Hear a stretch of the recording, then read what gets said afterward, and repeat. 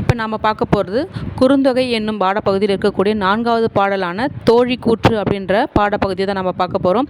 இந்த பாடலை பாடியவர் யாருன்னு பார்த்தோம்னா ஓக்கூர் மாசாத்தியார் அப்படிங்கிறவர் பாடியிருக்காரு. பாடலோட மைய கருத்து அப்படின்னு என்னன்னு பார்த்தோம்னா, தலைவன் தலைவியை பிரிஞ்சிருக்கார். எதன் காரணமாகனா போரின் காரணமாக பிரிஞ்சிருக்காரு. போர் காரணமாக பிரிஞ்சு போகிறதுக்கு முன்னாடி தலைவிக்கிட்ட குறிப்பிட்ட நாளுக்கு முன்னாடியே வருவேன் அப்படின்றத சொல்லிட்டு போயிருக்காரு. அவர் சொன்ன நாளும் வருது, தலைவன் சொன்ன தேதியில் இன்னும் வரலையே அப்படின்றப்போ தலைவி வருத்தப்பட்டுக்கிட்டு இருக்காங்க.